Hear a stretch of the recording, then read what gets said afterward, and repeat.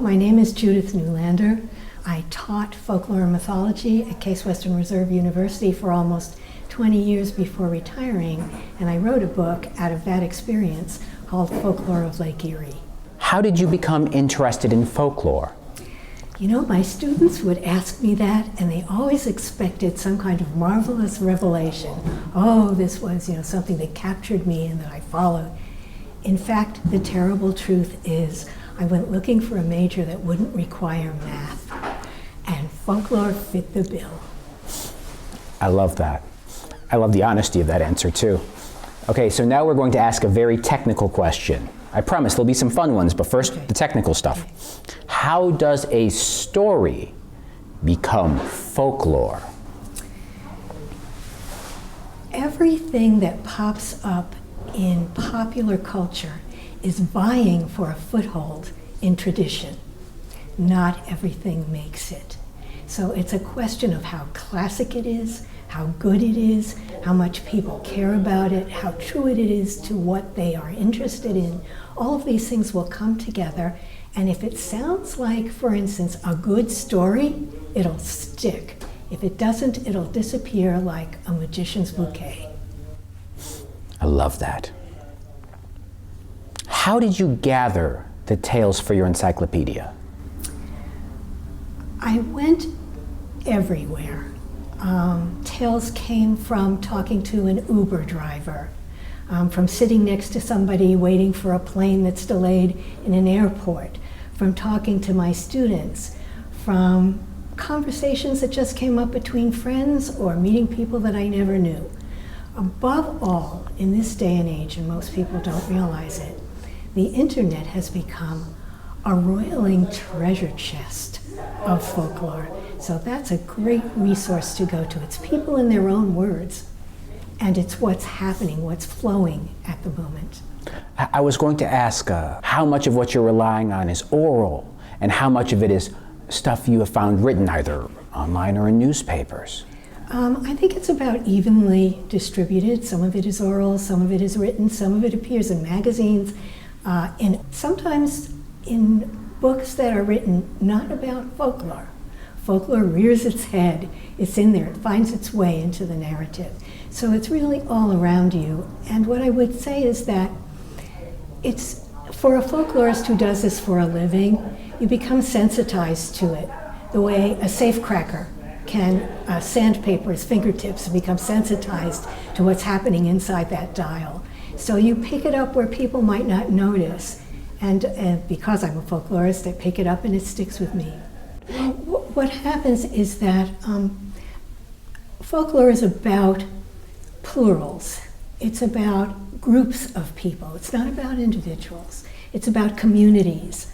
And communities have a worldview, a shared worldview. There may be a lot of distinctions within the group, but they share a number of things that comprise their worldview. What's pretty, what's ugly, what's acceptable, what isn't, what you should eat and when, things like this. What kind of work and who should do what, sort of thing. If a story goes against what people think or what people consider their worldview, it's not considered a good story, and it won't last in their tradition. But if it hits the spot, then it will. And it can't just affirm the mores. It still has to work as a legend, too. Oh, absolutely. There are levels of skill in artistic expression, as in anything else, a good storyteller, a good writer, a good artist, a good musician. What are some of the most common motifs in Lake Erie folklore? That's really hard to say because motifs are universal and they find their way into everybody's folklore. Wicked stepmothers appear all over Europe and all over the United States and other countries. I would say some of the themes that are most current in Lake Erie folklore have to do with life on the lake itself, with shipwrecks, with if there are going to be tales or legends about space aliens, for instance. Well, we have a UFO base under Lake Erie. It's that sort of thing. The motifs that come up for other people are personalized to the lake and tweaked to make it our own. So there are common folktale motifs, and when they reach Lake Erie, just add water. That's it. Perfect way to put it. As human beings, not just as Americans or just as Northeast Ohioans or people who live on the lakeshore, but as citizens of the planet, as a species, we're kind of wired to see things a certain way, to give it expression in some kind of artistic form. And it only makes sense that we'd be doing a lot of the same things, tweaked or colored by the different places and the different times that we come from. We are a storytelling species. Yeah. We see 5 dots in the sky and tell you it's a picture. Absolutely. Okay. So speaking of common motifs, what is the black dog of Lake Erie? Okay, that was a surprise to me to find it so common, not only in Europe, but it came over here obviously from Europe, but also existed among Native American people, which I didn't know before. They had their own black dog traditions, which were similar to ours.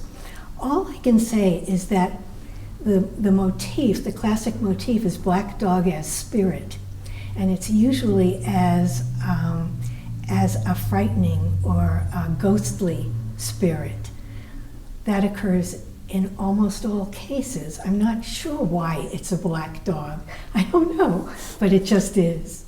My follow-up question was going to be, why is the bad luck animal always darkly hued? I think it isn't always darkly hued, but I think that is a Western civilization type of thing, that it's darkly hued. Because in Western civilization, we seem to associate white with purity and black with evil. Witches wear black, things like that. Thank you for clarifying my presumption. It's okay. You divide your book by 4 sections over time. How do the stories that we tell about Lake Erie change over time? I have to think about that one for a minute because it's important. Originally, stories of shipwrecks on Lake Erie occurred because of sea monsters or because of fairy folk that caused the problem. Eventually, that was replaced by more ghostly apparitions, things from the other world more clearly than fairies. Ghosts took over. And I think that happened probably in the 1800s. I don't know if you were here for my talk, but in the 1800s, it was a time that was rife with death in the United States. It was a time when people were moving out of the countryside into overcrowded cities where living conditions were terrible.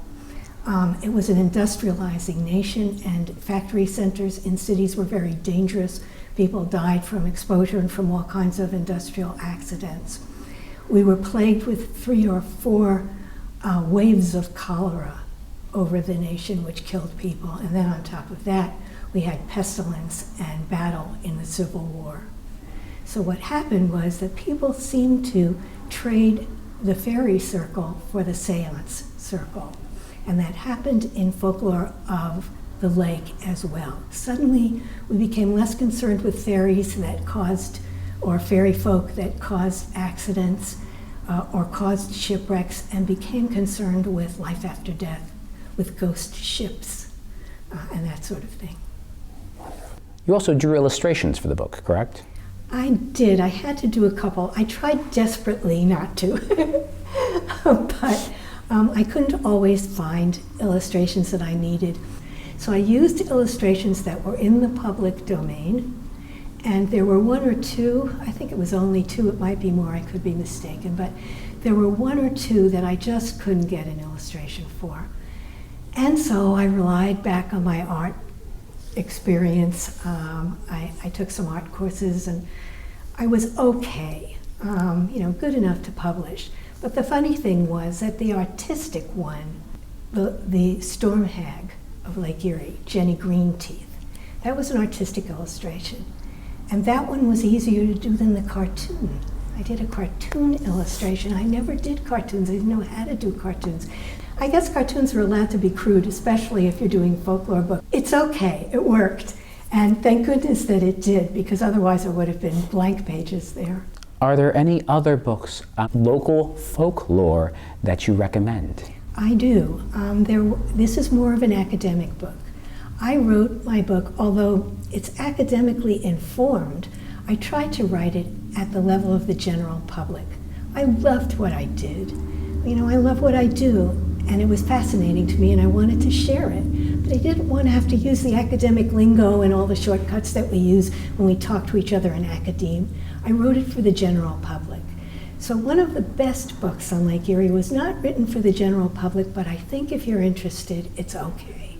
It was called Lake Erie Fishermen by Timothy C. Lloyd and Patrick Mullen. I'd like to say something else in answer to that question. Of course. I'd like to add that there are a lot of books that come out about folklore.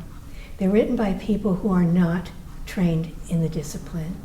They tend to, although they mean well, they tend to misrepresent, they tend to falsify the raw data of folklore and miss the whole depth and breadth and color of it. So you're better off, if you can, if you want to read about folklore, to read books that are written by people who are in the profession and can give you a professional point of view.